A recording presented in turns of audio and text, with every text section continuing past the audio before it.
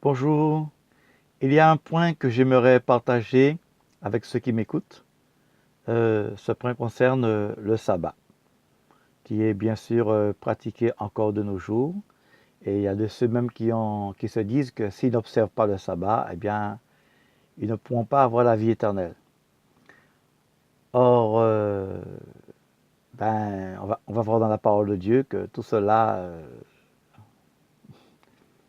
moi je dis que c'est pas vrai, puisque la parole de Dieu me le prouve.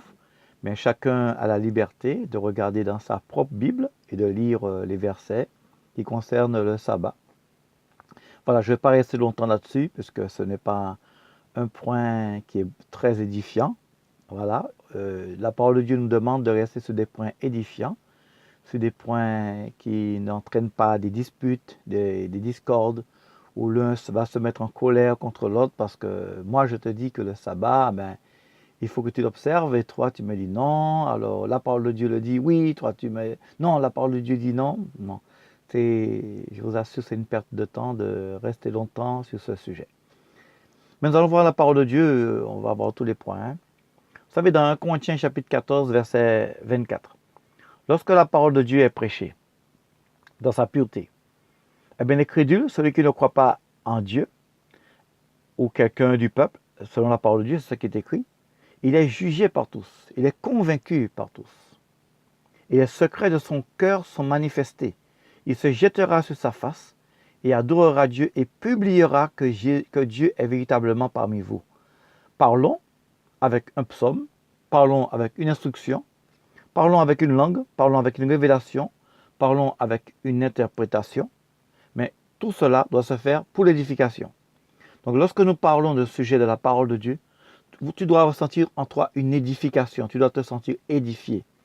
Si tu ne te sens pas édifié, laisse tomber, cherche l'édification, cherche un sujet de la parole de Dieu qui va te donner de chercher Dieu et de sauver ton âme. Cherche la parole de Dieu. C'est ça qu'il faut chercher. Cherche à aimer Dieu de plus en plus. Ne te contente pas de dire j'aime Dieu. Non, aime-le encore plus. Aime-le encore plus, plus, plus. Parce que Dieu, il est si bon, si merveilleux. Et c'est tellement beau de parler de lui. Donc nous regardons dans Exode chapitre 20, le verset 6, la base de l'ancienne alliance que Jésus a accomplie à Golgotha, qui est utilisée souvent pour parler du sabbat, le quatrième commandement. Donc cela c'est la loi morale. Et dans la loi morale, Dieu dit que celui qui observe le sabbat, voilà, Dieu va lui faire miséricorde jusqu'à 1000 générations. Pourquoi? Parce que cette personne-là l'aime et garde ses commandements.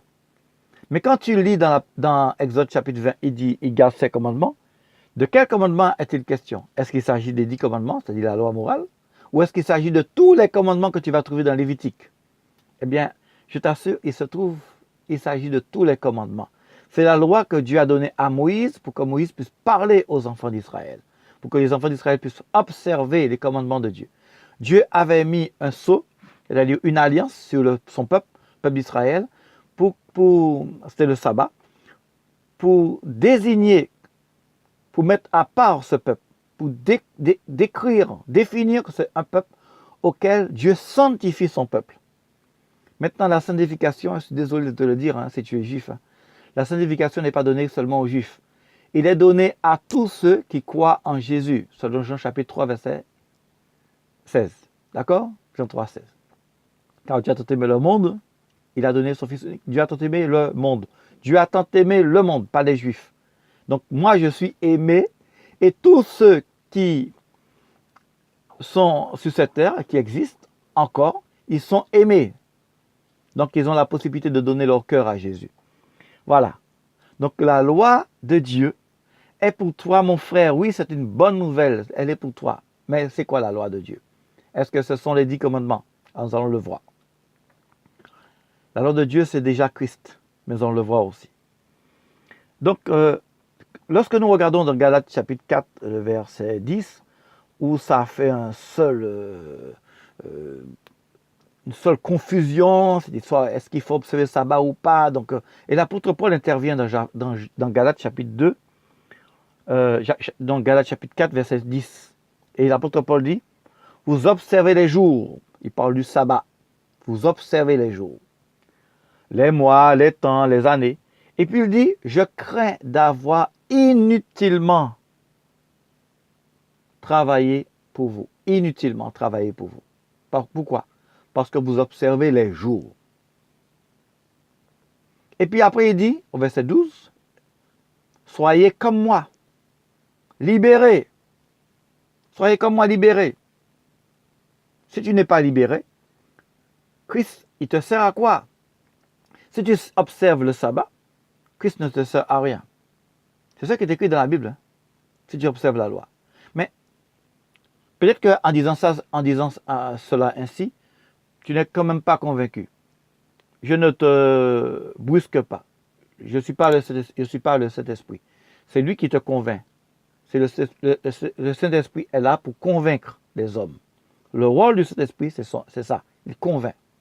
Donc c'est lui qui éclaire beaucoup d'hommes en ce qui concerne la parole de Dieu. Parce qu'on a entendu tellement de messages à droite, à gauche. Donc on ne sait pas si c'est le sabbat, si ce n'est pas le sabbat. Mes amis, des fois on est ballotté à tout vent de doctrine. Et beaucoup de doctrines sont basées uniquement sur la connaissance, mais pas sur la vraie doctrine. Parce que la vraie doctrine, il faut 2 ou 3 témoins, c'est-à-dire 2 ou 3 versets qui disent la même chose. Or, la plupart des versets que vous avez qui parlent du sabbat, ou encore uniquement les versets qui parlent du sabbat, c'est l'ancienne alliance. Dans la nouvelle alliance, Jésus a été dans la synagogue le jour du sabbat, mais il était là en contradiction avec ceux qui observaient le sabbat. Et on prend ces versets-là pour dire que Jésus observait le sabbat. Vous voyez, il faut prendre d'autres versets, il n'y en a pas d'autres. Il n'y a pas d'autres. Le seul verset qu'on pourrait dire que Jésus observait le sabbat. Il était là pour contredire. Alléluia. Gloire à Dieu. Bon, on va voir la parole de Dieu parce que sinon, vous allez dire c'est Pierre qui parle. Alors, Colossiens chapitre 2, verset 16. Que personne donc ne vous juge au sujet du manger ou du boire, ou au sujet d'une fête, d'un jour de fête, ou au sujet d'une nouvelle lune, ou de sabbat, qui sont l'ombre des choses à venir.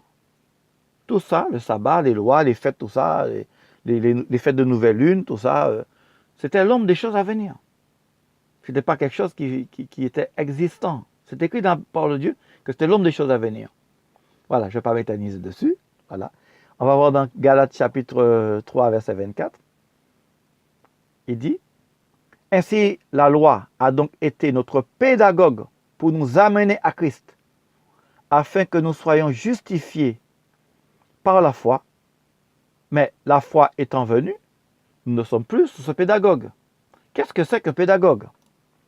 Eh bien, un pédagogue, c'est ce mot grec qui veut dire pédagogos, celui qui dirige un garçon. Un pédagogue était un tuteur, un gardien et un guide de garçons parmi les Grecs et les Romains.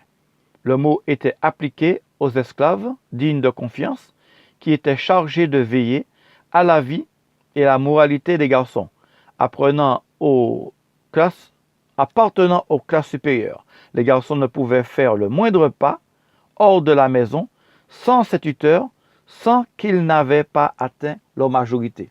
Donc le pédagogue était là pour conduire à une dimension inférieure,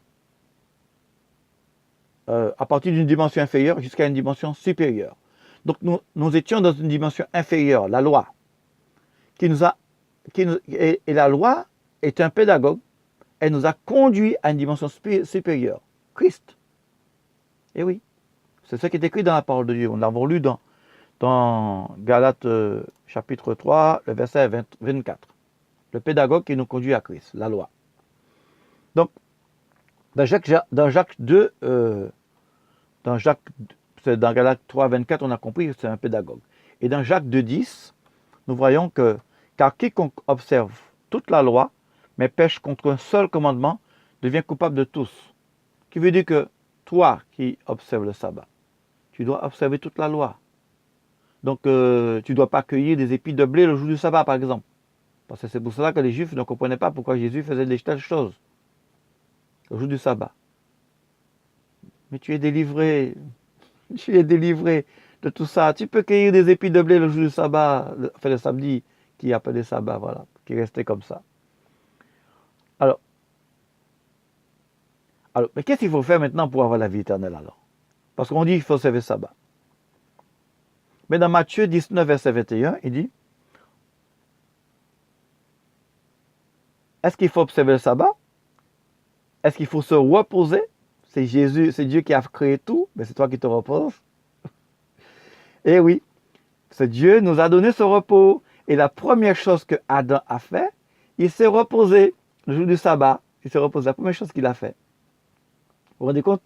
La première chose qu'il a fait. Donc c'est pour ça qu'il y a beaucoup de gens qui ont du mal à comprendre. Ils sont ancrés dans le sabbat. Non, le sabbat, il faut se reposer. Mais attends. Tu n'as pas compris que la première chose que Dieu t'a donnée, c'est la grâce.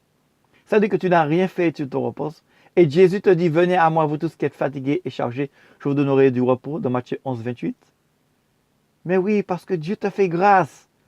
Mais toi, tu prends le sabbat non pas pour une grâce, mais pour un travail. Il faut se reposer, tu te prives, tu te fais un sacrifice. Mais parce que tu es resté encore sous la loi. Tu n'as pas encore compris la grâce. Voilà. Eh bien, dans Jean chapitre 5, verset 18, là, ça va mettre en colère beaucoup d'observateurs de sabbat. Les Juifs ont fait mourir Jésus. Pourquoi? Parce qu'il observait le sabbat. Parce qu'il n'observait pas le sabbat, pardon. Lis-le dans Matthieu 5, dans Jean chapitre 5, verset 18. Jésus a violé le sabbat. Et à cause de cela a mis les Juifs en colère. Ils ont fait mourir Jésus. Et depuis un moment, ils cherchaient à le faire mourir. Jusqu'à ce qu'ils l'ont fait mourir. Et Jésus est mort par des Juifs. Renseigne-toi, c'est les Juifs qui ont fait mourir Jésus. Eh oui, des observateurs de sabbat qui ont fait mourir Jésus. Mais oui, désolé de te le dire, mais c'est la vérité. C'est dans la parole de Dieu. Moi, je préfère croire à la parole de Dieu. C'est Jean qui l'a écrit. Et Jean, il a dit la vérité. Moi, je crois. Je crois à ce que l'apôtre Jean a écrit. Voilà, les Juifs ont fait mourir Jésus parce que Jésus n'observait pas le sabbat. Il le violait carrément. Eh oui, c'est choquant, mais c'est la vérité. Lis-le dans Jean chapitre 5, verset 18. Voilà. Donc, lorsque nous voyons dans Marc chapitre 2, verset 27, nous voyons que l'homme n'est pas fait pour le sabbat. Il a Jésus en lui, qui le délivre du sabbat, et il suit l'exemple de Jésus. Il devint comme Jésus, maître du sabbat. Voilà. Eh oui, je suis délivré du sabbat. Jésus m'a dit en 1985, le sabbat était fait pour l'homme, mais l'homme n'est pas fait pour le sabbat. Je ne suis pas fait pour le sabbat. Alléluia, délivrance. Gloire à Dieu. Et dans chapitre 6, verset 27, nous voyons que la parole de Dieu nous parle. Et je vous dis, mes amis, c'est ce que Dieu dit la parole de Dieu. Travaillons, mes amis, travaillons, non pour la nourriture qui périt, mais pour celle qui est permanente jusque dans la vie éternelle. Travaillons. Hein? Nous allons nous reposer dans le repos de sabbat réservé selon Hébreux chapitre 4. Nous allons nous reposer. Pourquoi? Parce qu'il y a 7000 ans. Donc, nous sommes dans 6000 ans après la création du monde. Et les 7000 ans, c'est 1000 ans en plus parce que devant Dieu, un jour c'est comme 1000 ans. Et 1000 ans c'est comme un jour. Donc, les 6000 ans qui sont passés, c'est 6 jours. Tu travailleras 6 jours. Et puis le 7e jour, tu vas te reposer. Eh bien, on va se reposer au millénium, alléluia, dans la gloire éternelle. Et nous allons prendre ce repas avec Jésus dans le royaume des cieux, avec tous les élus. Ce sera le bonheur, le repos éternel. Alléluia, nous allons entrer dans ce repos. Et après, ce sera le repos éternel. Et aujourd'hui, nous sommes dans un repos depuis Jésus-Christ, qui a dit, venez à moi, vous tous qui êtes fatigués et chargés, je vous donnerai le repos. Le repos, mes amis, nous nous reposons de toutes les œuvres du diable. Et nous rentrons dans ce bonheur éternel. Alléluia, c'est beau d'être avec Jésus-Christ. Donc, ce repos de sabbat est réservé au peuple de Dieu. Alors, si tu veux entrer dans ce repos, fais partie du peuple de Dieu, repens-toi de ton péché, sors du travail de tout le diable, de tout le joug qu'il a mis sur toi, viens à Jésus son joug est doux et son fardeau est léger. Repose-toi en Jésus-Christ et sois délivré du sabbat, enfin. Mais tout ce que j'ai dit, lisez dans votre Bible, demandez à l'Esprit de Dieu de vous conduire. Et si vous dites que vous êtes déjà conduit, eh bien, Jésus a dit, si vous étiez aveugle, vous n'aurez pas de péché. Maintenant, vous dites, nous voyons. C'est pour cela que votre péché subsiste. Donc, chacun doit dire à Dieu, moi je le dis, Seigneur, éclaire-moi, montre-moi ta parole, remplis-moi de ton esprit, que je puisse voir à la lumière de ton Saint-Esprit ce que tu me dis dans ta parole. Je ne juge personne, Et si quelqu'un se sent jugé, ce n'est pas moi, c'est l'Esprit de Dieu. Je fais que citer la parole de Dieu. Et je ne vais pas changer la parole de Dieu parce que je veux te faire plaisir. Non. Je ne me ferai pas non plus plaisir à moi-même. Donc que Dieu vous bénisse. Gloire à Dieu.